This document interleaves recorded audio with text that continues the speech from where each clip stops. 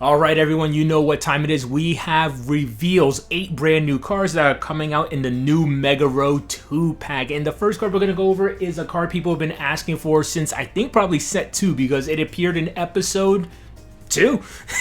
And that is Sick, Child of Wind, level 2 Wind Spellcaster Effect Monster, 400 attack, 600 defense. Requirement: if you have not activated the effect of Sick, Child of Wind this turn, you can control another face-up Wind Spellcaster monster effect. Choose one level 4 or lower Spellcaster monster in your graveyard and add it to your hand. So that means this is the first ever hard once per turn effect, which is different than the anime effect, which just allows you to just straight up just do it. It doesn't matter if you activate that turn or not. And they had to do it because you can do a lot of craziness if it's not a hard once per turn. You can have Sick on the field, summon another Sick, use the effect, bring a Sick in the graveyard back to the hand, then you can tribute one of those monsters for another monster. Summon up your other Sick. Use Sick's effect to bring back the Sick that's in your graveyard to your hand, because then you still do have the 2 wind monsters on the field. So you can keep cycling through your Sicks on the field because it says another Wind Spellcaster. Not another Wind Spellcaster, but with a different name. You can use 2 Sicks to play off of each other, and if you have one in the graveyard, you're going to constantly keep recycling them, and you can probably do some pretty crazy plays with that, so I understand why they had to do the hard once per turn.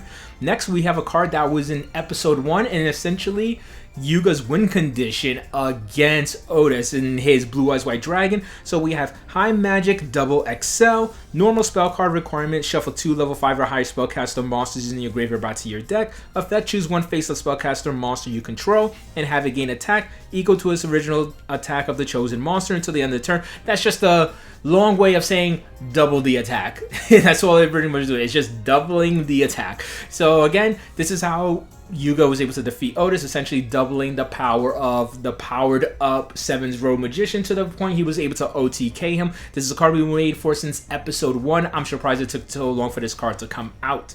Alright, the next card we got is some Luke support. Now, this isn't a monster that was in the anime, but it does support a high-level dragon that he did use. It supports Dragonic Slayer, an ultra-rare card that was in set number 1. And this card is actually going to support that card. I still have that card. I don't use it anymore because it's not really that good and so many things outclass it, but they gave a nice little partner monster that kind of makes it worth using, and a really nice spell card as well. So let's go over it. So we have Dragonic Demolisher, level 7 Earth Dragon effect monster, 2500 attack, 0 defense. Requirement: if the only monsters in your graveyard are high dragon or dragon monsters, send one card from the hand to the graveyard. Effect: choose one face-up level 8 or lower monster your opponent controls and destroy it. That's pretty good.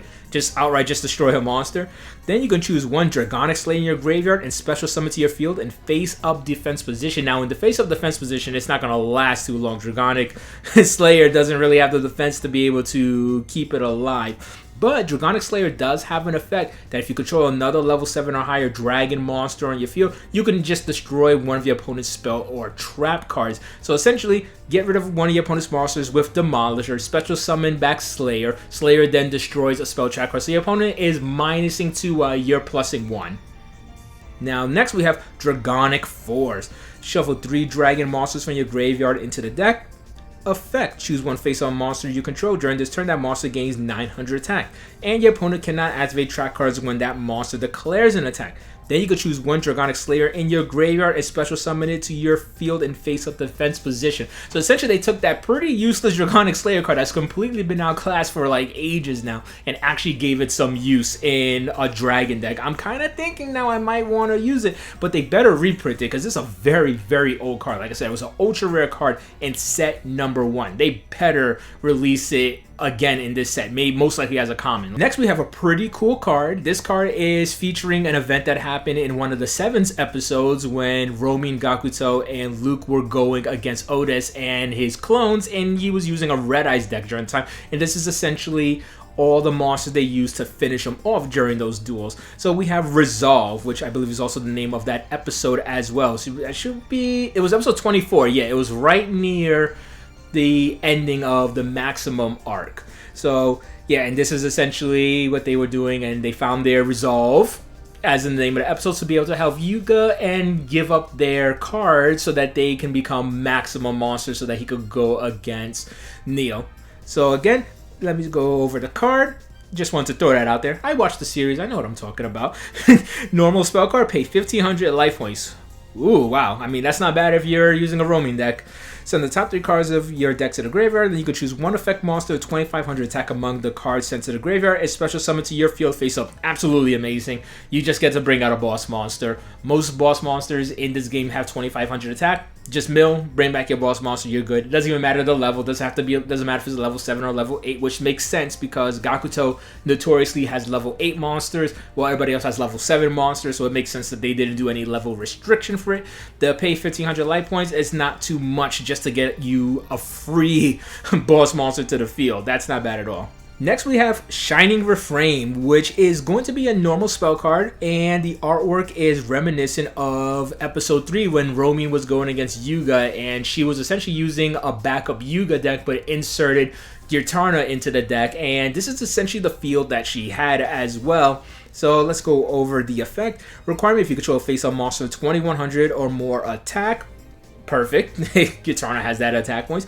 Special summon 1 level 7 effect monster from your hand face up. Then all face up monsters you control gain 300 times the number of monsters your opponent controls to the end of the turn. So essentially, it's mimicking Gitana's effect, which normally gives you 300 for every single monster your opponent controls. Fun thing is you could just summon out Gitana with this card, power her up by, well, power up all your monsters by 300 times the number of monsters they control, then use her effect, and then get another 900. So if you do this with Gitana, you're powering up by at least 1,800 for your whole field. So that's pretty cool. Definitely something I'm going to add to the deck just to get that extra high attack points. Plus, the artwork is amazing. I mean, it's got Gitana on it. You put Gitana on it, I'm sold. Our final cards is some Dark Magician support. Sadly, nothing that becomes Dark Magician while in the field or graveyard, which is something they really need. We really need something that can copy Dark Magician, not only so we have better access to his specific cards, so that Dark Magician girl can start getting that pump, because at the moment, she could only go up to 2,500. Actually, technically 3,000 in a mirror match, but the deck needs ways to make her more useful, to be able to get more out of it. Next, we have Sword Dawn Magician. Level 7, Dark Spellcaster effect monster, 2,500 attack, 1,500 defense. If your opponent controls more level 7 or higher monsters than the number of monsters than you control, you can special summon this card from your hand face up. So yeah, if your opponent controls more level 7 monsters on the field than monsters you control, you could just plop this card straight to the field. The requirement for this effect is none, but it has a continuous effect if there are 6 or more spell cards in your graveyard. This card cannot be destroyed by your opponent's effects. So that's pretty nice. I mean, it's a big monster, it has immunity, and it special summons up to the field. I really was hoping, when I saw the artwork, I was really hoping that this would be a card that counts as Dark Magician. Otherwise, it's just a pretty nice card you could just add into the deck. Nothing too crazy. Like I said, being able to shield itself from destruction is not bad, and being able to just throw a level 7 Dark Spellcaster into the field is pretty alright in itself. Next, we have Magician's Sense. Requirement: if there are 3 or more spell cards in your graveyard when your opponent normal or special summons a monster. Effect: choose up to 2 cards among Thousand Knives, Dark Magic Attack, or Dark Resonance Burst in your graveyard and set them to your spell and trap card zone. Then during this turn, you take no battle damage from attacks of your opponent's level 9 or lower monsters. This is absolutely amazing at Dark Magician. It just reuses Dark Magician's signature spell cards, including the one that works with Dark Magician Girl as well.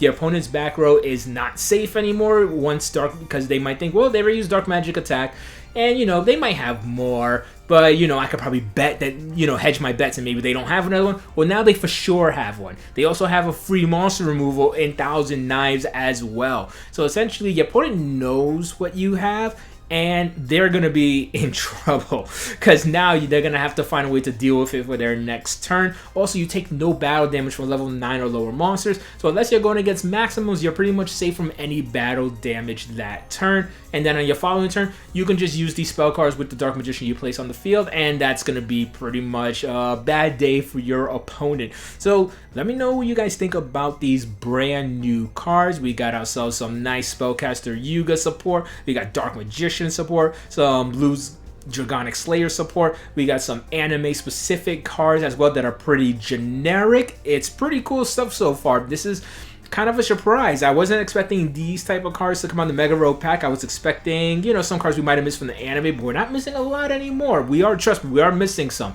I don't want to put out there that we're not missing any, but they made up a lot with giving Tiger her cards. So now we're just looking forward to some cards we're probably missing in Go Rush. The manga, I don't really think is missing much either. So it's pretty cool that they're making up these brand new cards to support decks, especially something like Dragonic Slayer, which is not even a deck in its own, but a pretty bad card by today's standards. And now it has some really, really nice support that free plays into the field where it can do some back row destruction. It's pretty nice. Again, let me know what you guys think about these cards.